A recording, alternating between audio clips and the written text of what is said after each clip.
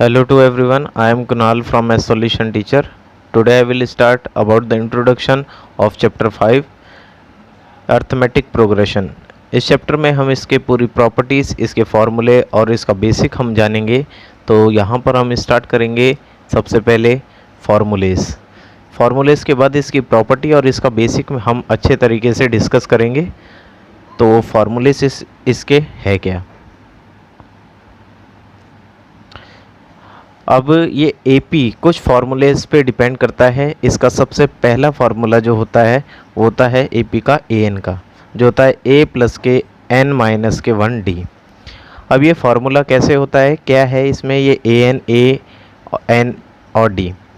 A N जो होता है आपका, ये होता है आपका लास्ट टर्म। क्या होती है ये, लास्ट टर्म।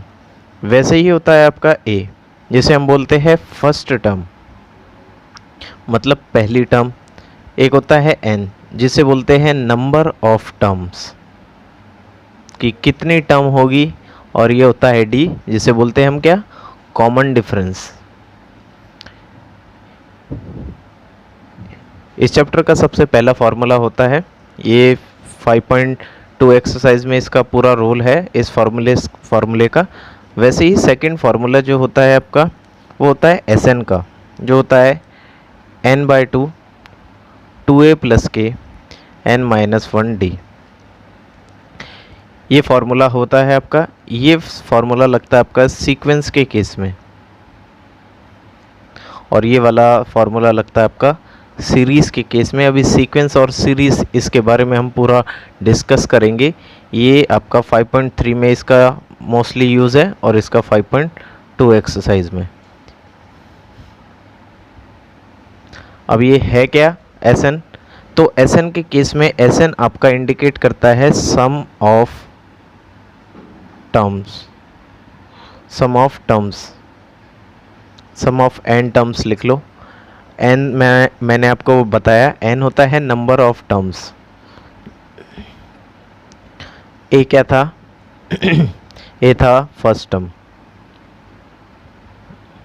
वैसे ही आपका एन नंबर ऑफ टर्म को इंडिकेट करता है, नंबर ऑफ टर्म्स, और डी इंडिकेट करता था आपका कॉमन डिफरेंस को। आप इसको नोट डाउन भी कर लेना साथ के साथ। वैसे ही एस एन के लिए एक और फार्मूला होता है, एस एन इक्वल में n/2 a प्लस के ए एन। आप इसको इस फॉर्म में लिख ले, ये एस एन इक्वल में n/2 a प्लस के एल। इन दोनों फॉर्म में आप लिख ले, कोई मैटर नहीं करता, क्योंकि ए एन जो होता है आपका वो एल के इक्वल होता है, जिसका मतलब होता है कि आपका लास्ट टर्म। अब ये सारे फार्मूले कब कैसे यूज़ करेंगे वो आपको साथ के साथ पता लगते जाएंगे। पहले हम इसके बारे में एक बार और समझते हैं। ए एन जो होता है आपका लास्ट टर्म होती है, ए आपकी होती है फर्स्ट टर्म, ए को हम A1 भी कहते हैं, और एक होता है एन, जिसे कहते हैं नंबर ऑफ टर्म। डी आपका कॉमन डिफरेंस,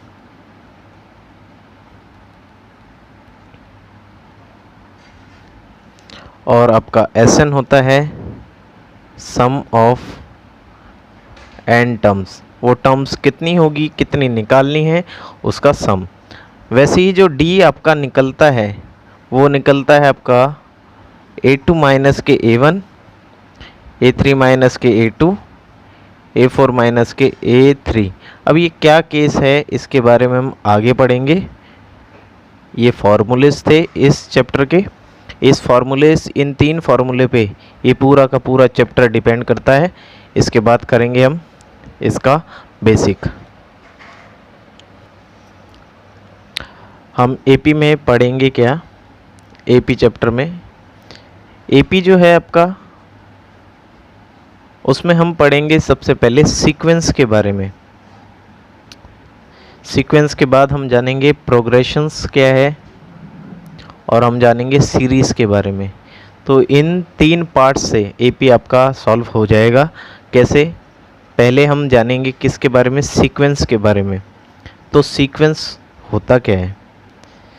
सीक्वेंस होता है पैटर्न किसी एक नंबर या डिजिट का, पैटर्न ऑफ अ नंबर और अ डिजिट्स। नंबर्स और डिजिट्स का पैटर्न जो होता है उसी को हम क्या कहते हैं, सीक्वेंस। जैसे एक एग्जांपल के हम ले 2 4 6 8 देन ब्लैंक। अब ये पैटर्न सा एक बन रहा है, ये पैटर्न है और इसी पैटर्न को हम सीक्वेंस कहते हैं। जैसे एग्जांपल 2 4 6 8 देन डैश मैंने लगा दिया। अब यहाँ डैश में क्या आएगा, इतना कॉमन आपको सेंस पता होगा, कॉमन सेंस है कि सिंपल है, यहाँ पर आने वाली चीज़ क्या होगी, ये 2 है। अब मैंने 2 में 2 ऐड किया तो कितना आया 4, 4 में 2 ऐड किया कितना आया 6, 6 में 2 ऐड करने पे 8, तो 8 में क्या ऐड करेंगे 2, तो नेक्स्ट टर्म क्या होगी आपकी 10। तो इसका अगला पैटर्न क्या था 10। तो ये आपका जो पैटर्न होता है किसी नंबर और डिजिट्स का, वही आपका क्या कहलाता है, सीक्वेंस। तो ये पैटर्न एक किसका है, ये सारे आपके क्या है, इवन नंबर्स। तो पैटर्न ऑफ इवन नंबर्स, ये पैटर्न था किसका, इवन नंबर्स का। सेकंड एग्जांपल, ये मैं आपको एग्जांपल्स पहले सीक्वेंस के बता देता हूँ, देन एग्जांपल एक और लेते हैं हम, जैसे 4, 44, 444 देन पैटर्न। अब ये पैटर्न में आपको पता होगा, ये पैटर्न में नेक्स्ट टर्म क्या होगी, देखो यहाँ पर ये इसका पैटर्न क्या होगा, ये भी एक पैटर्न है और ये पैटर्न जो है आपके, इसी पैटर्न को आप क्या कहते हैं, सीक्वेंस। तो सीक्वेंस के केस में ये वाले पैटर्न की वैल्यू क्या होगी आपको पता नहीं है, तो आपको बट आप इसको जज कर सकते हैं क्या है। अब ये 4 है, ये सिंगल एक टाइम है, ओनली अ सिंगल 1 टाइम। ये 4 कितने टाइम है, 2 टाइम। ये 4 कितने टाइम है, 3 टाइम। तो यहाँ पर 4 कितने टाइम होगा, 4 टाइम। तो इसका अगला पैटर्न क्या होगा आपका 4 टाइम्स। तो ये आपके पैटर्न है किसके, pattern of repeating numbers, repeating numbers का पैटर्न है। वैसे एक और एग्जांपल मैं आपको समझाता हूँ, जैसे कि आपका 2 है, 3 है, 5 है, 7 है, 7 है, देन नेक्स्ट क्या होगा। अब एक चीज़ देखिए, ये पैटर्न देख के आपको थोड़ा सा हिंट मिल रहा होगा कि यहाँ पर अगला पैटर्न क्या होगा। आप एक चीज़ ध्यान से देखिए, तो ये 2 है, इससे पहले 1 नहीं है, 3 है, 3 के बाद 4 नहीं है, 5 है, 5 के बाद 6 भी नहीं है, 7 है, देन अगला क्या होगा 8 नहीं। यहाँ पर ये आपकी टर्म्स क्या है, ये पैटर्न बन रहा है किसका, पैटर्न ऑफ, ये आपके प्राइम नंबर्स का पैटर्न है, प्राइम नंबर्स। तो इसका अगला प्राइम नंबर क्या होगा, आप जानते हैं प्राइम नंबर्स, मैंने फर्स्ट चैप्टर में आपको बता रखा है। प्राइम नंबर वो होते हैं जो अपने ही टेबल पे डिवाइड होते हैं। जैसे ये 2 है, 3 है, 7 है, अब अगला टर्म क्या होगी 11, तो इसका अगला टर्म क्या होगी 11। वैसे ही अगला क्या हो सकता है इसका 13, अगला क्या होता है 17। तो ये आपके पैटर्न है। तो इन पैटर्न्स के सीक्वेंस को ही आप क्या कहते हैं, ये पैटर्न जो है रिपीट जो हो रही है ये वैल्यू, वो आपका सीक्वेंस कहलाता है। इसके बाद हम करेंगे प्रोग्रेशन के बारे में। तो प्रोग्रेशन क्या होता है, प्रोग्रेशन एपी का सेकंड मैंने वे बताया है इसको समझाने का एपी को। तो प्रोग्रेशन क्या है, प्रोग्रेशन में आप जानेंगे कि अगर एपी में आपका एन फाइंड होता है तो वो प्रोग्रेशन है, अगर एपी में आपका प्रोग्रेशन ये एन सॉल्व नहीं होता तो वो प्रोग्रेशन नहीं है। तो जैसे हम बात करते हैं example, in case of sequence series there are 2 cases. Sequence series में कितने केस है, 2 केस। अब 2 केस में एग्जांपल जैसे हम बात करते हैं ए एन इक्वल में और ए एन इक्वल में, यहाँ पर अगर ए एन फाइंड हो गया, अभी ये मैं आपको सम सॉल्व करके बताऊंगा, ए एन क्या होता है, ए क्या होता है, डी क्या होता है, एन क्या होता है, कैसे सॉल्व करते हैं। ये पूरा चैप्टर इसी के ऊपर है, बट उससे पहले इसका बेस आप जान लेंगे तो इसको आप समझ लेंगे अच्छे से। तो अगर ए एन फाइंड हो जाता है तो उस कंडीशन में वो क्या कहलाएगा, प्रोग्रेशन। अगर ए एन आपका फाइंड नहीं होता तो वो प्रोग्रेशन नहीं होगा, नॉट प्रोग्रेशन।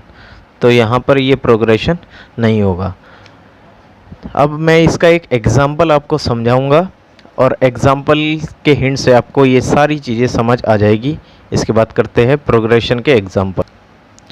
हम प्रोग्रेशन के एग्जाम्पल में हम ये वैल्यू को एग्जाम्पल के तौर पे लेके और इसको सॉल्व करके आपको बताएंगे। एग्जाम्पल 2, 4, 6, 8, 10 इसका एग्जाम्पल ले लेते हैं हम और इसको सॉल्व करते हैं।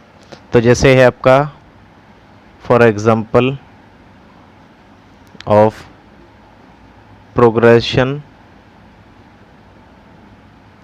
और नॉट प्रोग्रेशन, प्रोग्रेशन है या नहीं है, इसका एक एग्जाम्पल मैं लेता हूँ।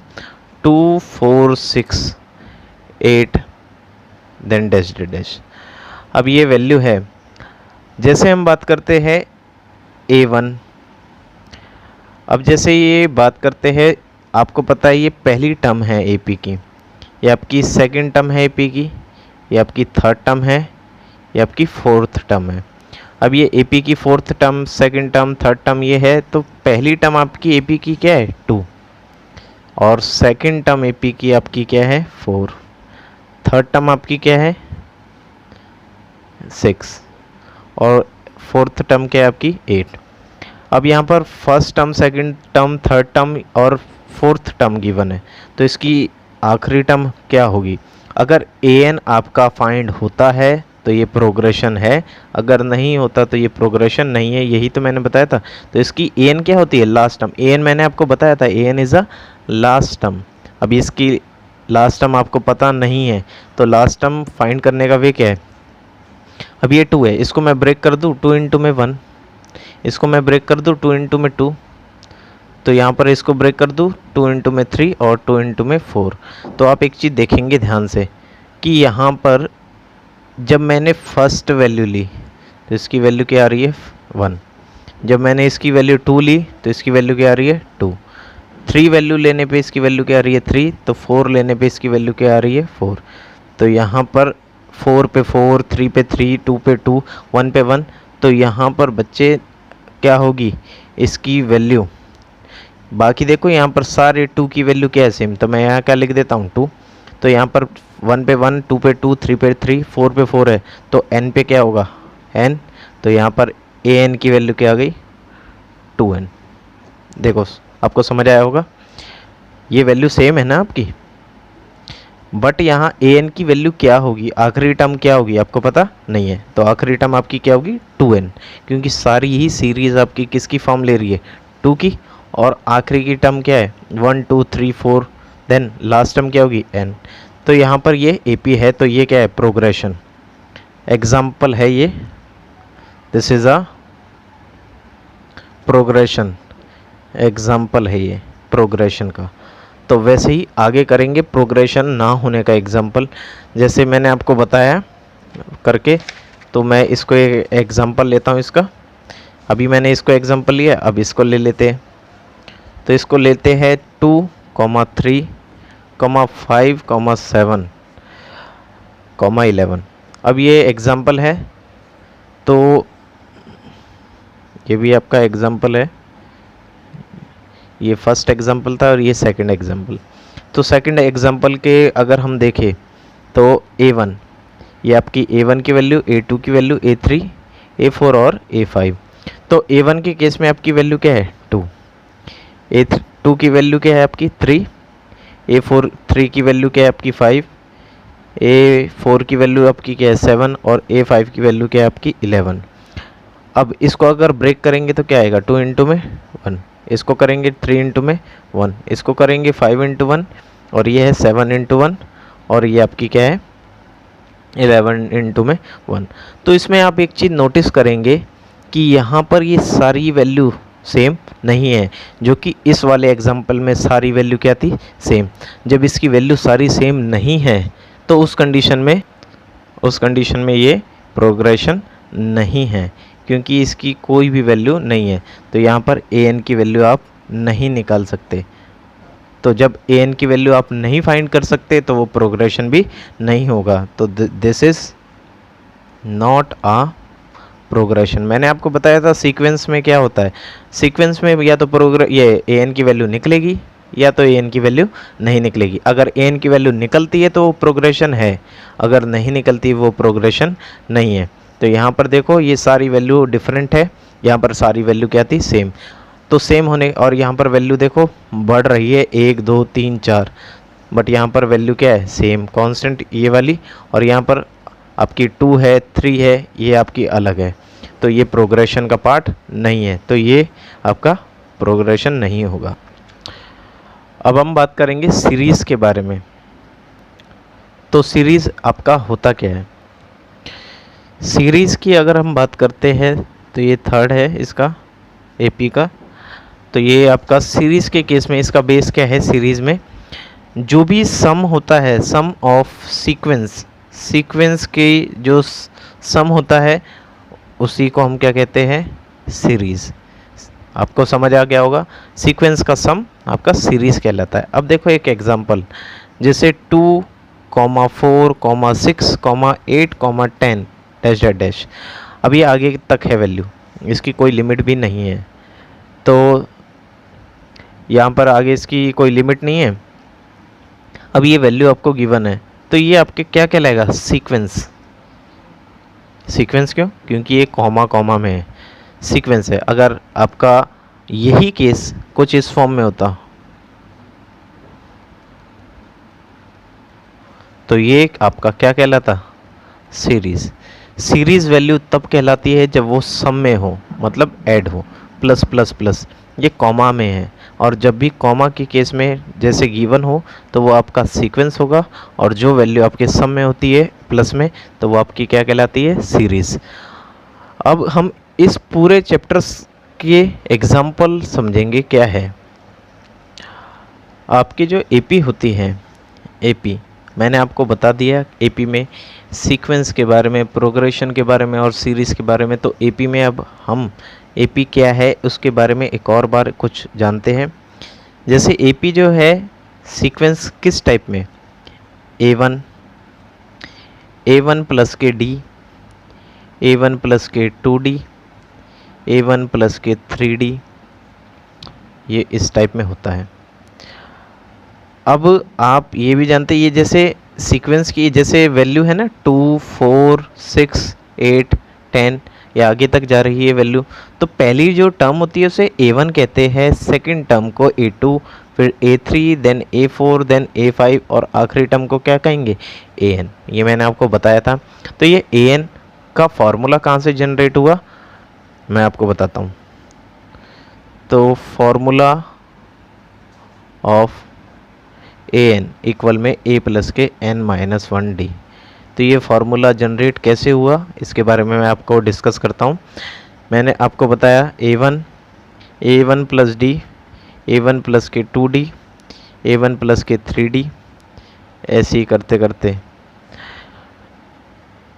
पहली टर्म आपकी A1 होती है, दूसरी टर्म आपकी A2 होती है, फिर आपकी A3 होती है, फिर आपकी A4 होती है, और लास्ट टर्म क्या होगी आपकी AN। तो एक चीज़ देखो, ये जो है ना A1 प्लस D, तो ये सीरीज़ होती है। जो A1 है 2, A1 प्लस D 4, ये बनती इसी फॉर्मूले से है। ये फार्मूला है जिससे आप क्या बना सकते हैं, एक सीक्वेंस। बट सीक्वेंस बनाने के लिए मैं आपको एक फार्मूला आपको बताता हूँ AN का, A प्लस के n-1D कैसे बना। तो देखो ये 1 है, तो ये क्या है 1। अब एक चीज़ देखो, ये 2 है तो ये क्या है आपका 1, ये 3 है तो ये वैल्यू क्या है आपकी, ये देखो यहाँ पर ये वैल्यू है ना आपकी, ये सीरीज़ थी। तो ये आपकी जैसे A4 है तो यहाँ पर क्या है 3, ये A3 है तो ये क्या है आपका 2, ये A2 है तो यहाँ पर आपका क्या है 1। तो एक चीज़ ये आपने नोटिस किया, तो ये माइनस में है, देखो 4 में से 1 गए 3, 3 में से 1 गए 2, 2 में से 1 गए 1। तो यहाँ पर ये फार्मूला क्या होगा, ये तो आपका सेम होगा, बट यहाँ पर आपकी वैल्यू क्या हो जाएगी, n में से 1 माइनस कर देंगे, क्योंकि सब में से माइनस हो रहा है ना, 4 में से 1 माइनस 3, तो n में से 1 माइनस ये वैल्यू आ गई। तो ये फार्मूला आपका जनरेट हो गया, an इक्वल में a प्लस के n-1d। एक और बार मैं आपको डिस्कस करता हूँ ये फार्मूला। ये देखो a4 ये 3 है, a3 2 है, a2 1 है, तो 4 में से 1 गया 3, एक एक कम है यहाँ पर, एक एक कम है, तो यहाँ पर 4 में से 1 गए 3, 3 में से 1 जाने पे 2, 2 में से 1 जाने पे 1, तो n में से 1 जाएगा, n में से 1 जाएगा, तो जाने का मतलब माइनस। तो ये फार्मूला जनरेट हो गया। अब इसके बाद मैं एग्जांपल्स आपको कुछ समझाता हूँ इस चैप्टर के।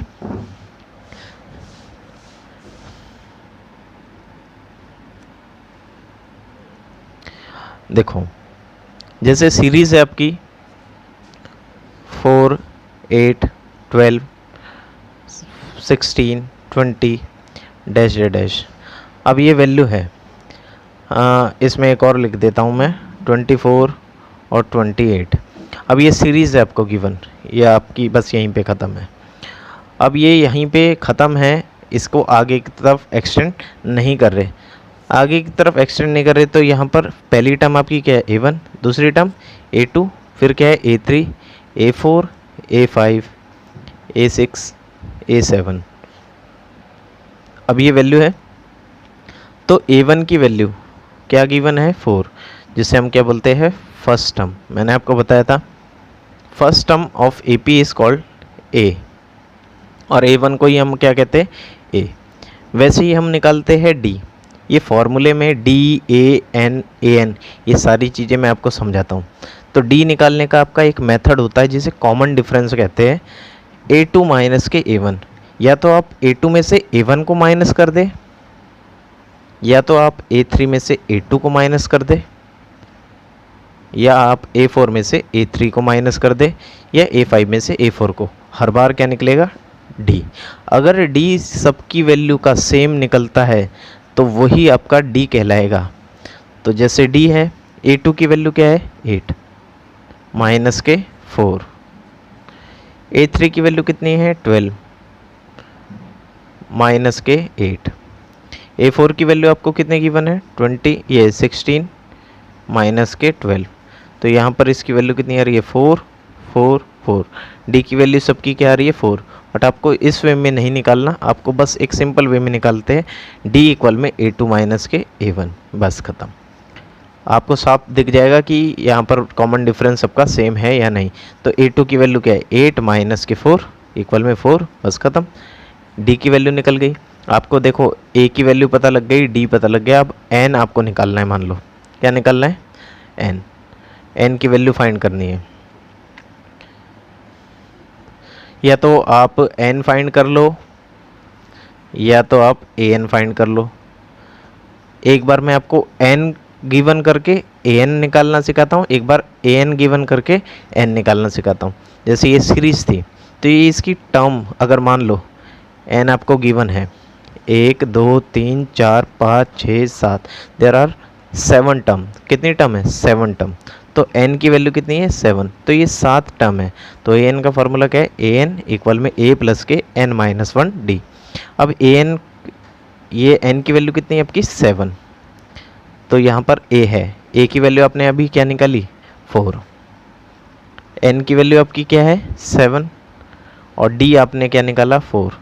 तो 4 का 4, 7 में से 1 गया कितना है, ये आपकी वैल्यू कितनी आ गई 6, 6 की मल्टीप्लाई 4 से 24, देन ये आ गया 28। तो एक चीज़ देखो आप नोटिस करेंगे कि a7 कितना आ रहा है 28, और सातवीं टर्म आपकी क्या है 28, दोनों वैल्यू क्या है सेम। तो इसका मतलब क्या है a7 की वैल्यू क्या है 28। अगर मैं इसी को कुछ इस टाइप में निकालता कि an की वैल्यू आपको 28 गिवन है, an होता है लास्ट टर्म, और लास्ट टर्म आपका क्या है 7, a7। तो देखो अगर आपको a7, तो n क्या होगा इसका आपको पता नहीं है। मैंने आपको बताया था एक बार an आपको निकालना सिखाऊंगा n की हेल्प से, एक बार n निकालना सिखाऊंगा an के फार्मूले की हेल्प से। तो यहाँ पर an इक्वल में a प्लस के n-1 d। अब यहाँ पर a 7, a की वैल्यू आपको कितना पता है 4, n का 7, d की वैल्यू आपको कितनी पता है 4,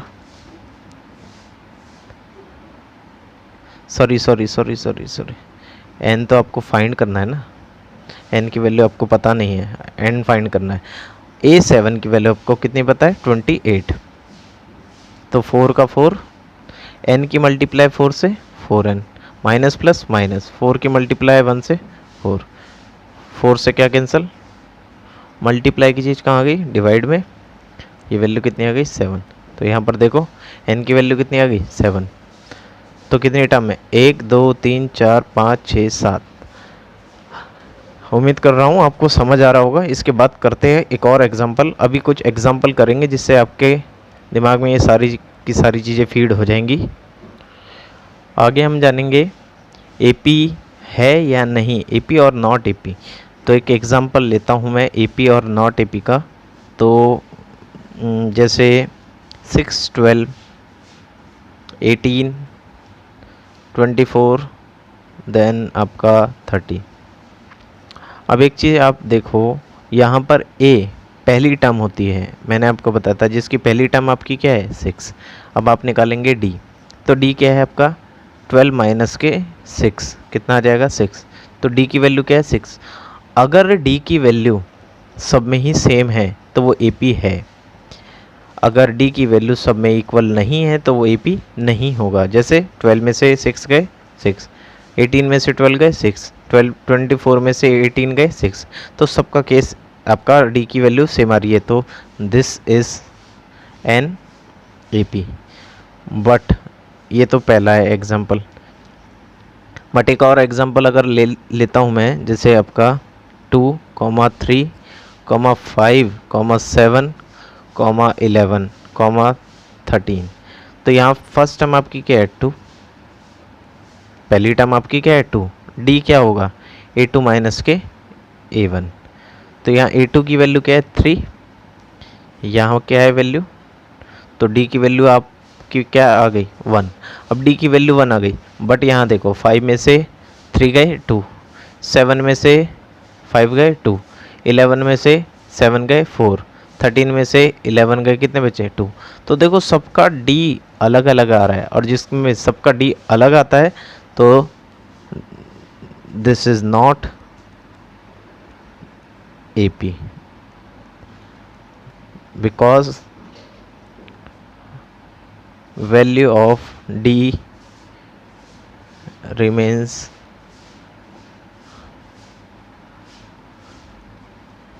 different at different case, different आ रही है डिफरेंट केस में, बट यहाँ पर because value of d remain constant, same, सब में क्या आ रही है सेम। जहाँ d की वैल्यू सेम आती है तो वो आपकी AP है, जहाँ नहीं आती वो AP नहीं है। अब मैं एक एग्जांपल लेता हूँ और समझाने के लिए। अब आपको एक एग्जांपल दिख रहा होगा, एग्जांपल मैंने लिखा है find 11th term of an AP if this one is a sequence. अब ये आपको गिवन है सीक्वेंस आपको, अब इस सीक्वेंस की हेल्प से 11th टर्म निकालनी है। याद रखना जहाँ पर भी टर्म की बात की जाए वो वैल्यू आपकी क्या कहती है n। 11th term, 14th term, 19 term, nth term या कोई भी ऐसी वैल्यू आए तो टर्म जहाँ पर भी लिखी आए तो उसका मतलब होता है वो क्या होती है n। तो n आपको यहाँ पर गिवन है क्या 11, तो यहाँ पर n की वैल्यू आपको क्या गिवन है 11। तो 11th वाली टर्म क्या होगी, जैसे ये आपकी फर्स्ट टर्म है 1 4 7 10 13 और 16, ऐसी आगे करते करते पहली टर्म, दूसरी टर्म, तीसरी टर्म, 4th 5th 6th, तो ऐसे ही 11th वाली टर्म क्या होगी आपको पता नहीं है। तो 11th वाली टर्म निकालने के लिए आप क्या करेंगे, an का फार्मूला, an इक्वल में a प्लस के n-1 d, जिसमें पहली टर्म आपको क्या गिवन है a की वैल्यू 1, डी आपको मैंने बताया था, A2 में से क्या माइनस कर देंगे, A1। A2 की वैल्यू 4 और A1 की वैल्यू 1, तो ये आ गई कितनी, 3। तो आप जब भी सब्ट्रैक्ट करेंगे हर बार क्या आएगा, 3। 7 में से 4 3, 10 में से 7 3। तो यहाँ an आपको निकालना है, तो यहाँ n की वैल्यू आपकी क्या है, 11। 11th टर्म AP की क्या होगी आपको पता नहीं है, a क्या है 1, n की वैल्यू क्या है 11 माइनस के, n की वैल्यू आपकी गिवन है 11, d की वैल्यू आपको 3 गिवन है, 1 प्लस ये आ गया 10 इंटू में। अब यहाँ आप बोर्ड मास के अकॉर्डिंग मल्टीप्लाई कर देंगे 30, ये 11। अब 11th टर्म आपकी क्या आ गई 31, तो यहाँ पर 11th टर्म होगी आपकी 31। ऐसे ही आपको आगे करना है। बस एक लास्ट एग्जांपल है, उसके बाद आपको ये सारी चीज़ें आपको क्लियर हो जाएगी। एक एग्जांपल लेता हूँ मैं, 2 4 6 8 10, ऐसी आगे मैंने लिख दिया। अब ये पहली टर्म है तो A1 है, सेकंड टर्म A2 है, फिर A3, then A4, then A5। तो पहली टर्म आपको A1 ही लिखते हैं, A2 को हम लिखते हैं A1 प्लस डी, मैंने आपको बताया था। इस वैल्यू को A1 प्लस के 2D, इसको A1 प्लस के 3D, और इस वैल्यू को A1 प्लस के 4D। तो हमें अगर निकालने बोला जाए कि A10 टर्म, तो 10th टर्म इसकी क्या होगी आपको पता नहीं है, तो इसको सिंपल एक मेथड में आप फाइंड कर सकते हैं। अगर आपको A और D पता है, A D की हेल्प से आप A10 क्या कोई भी वैल्यू आप निकाल सकते हैं सिंपल वे।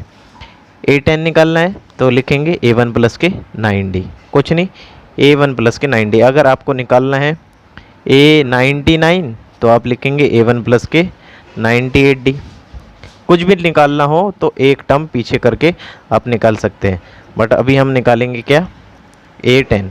तो A10 निकालने के लिए A1 की वैल्यू क्या है 2 9, A की वैल्यू आपकी 2 थी, और A2 में से A1 माइनस गए तो ये आ गया 2, तो ये 2 प्लस के 18, ये आ गया 20।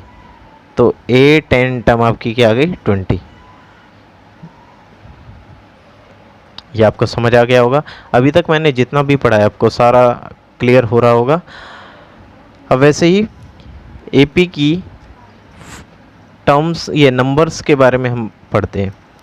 AP के नंबर जो RD शर्मा में काम आते हैं। NCERT में इसका कोई रोल नहीं है, इसका रोल आपका RD शर्मा में है। RD शर्मा में क्या है इसका रोल, AP के 3 नंबर्स क्या होते हैं, AP के 3 नंबर्स। सबसे पहला नंबर होता है A माइनस डी, दूसरा होता है A, और एक होता है A प्लस के D। A1 ये value A minus D, A और A प्लस डी, ये आपके 3 नंबर्स होते हैं AP के। ये हम पढ़ेंगे RD में, ये NCERT में नहीं है ऐसा कुछ भी।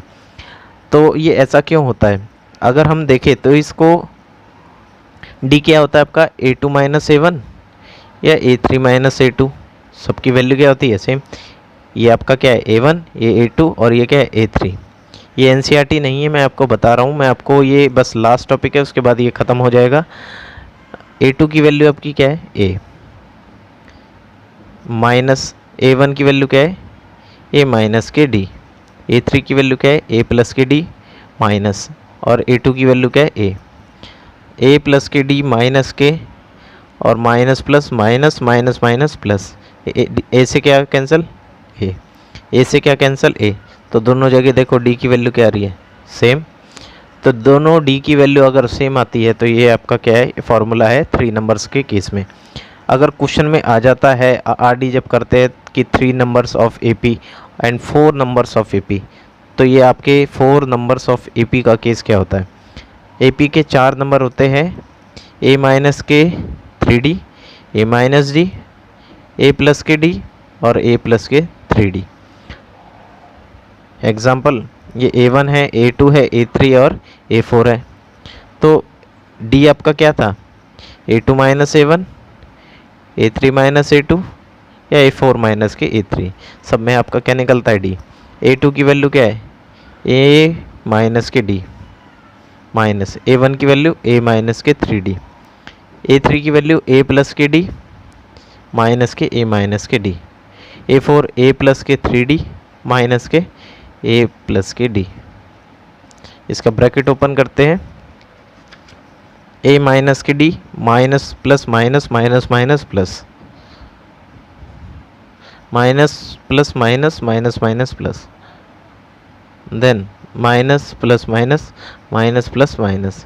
ए से क्या गया, ए से ए, 3 में से आपका डी गया कितना है 2, डी और डी 2D, डी में से एक डी गया। अब देखो सबके डी क्या आ रहे हैं सेम, सबका केस क्या आ रहा है, और सबका केस सेम आता है, कॉमन डिफरेंस सेम आता है, तो वो आपके 4 नंबर। ये 3 नंबर्स का केस है, ये 4 नंबर्स का केस है। अब तक मैंने जितना भी इंट्रोड्यूस करवाया है अर्थमेटिक प्रोग्रेशन के बारे में, उम्मीद करता हूँ आप लोगों को समझ आया होगा। Okay bye.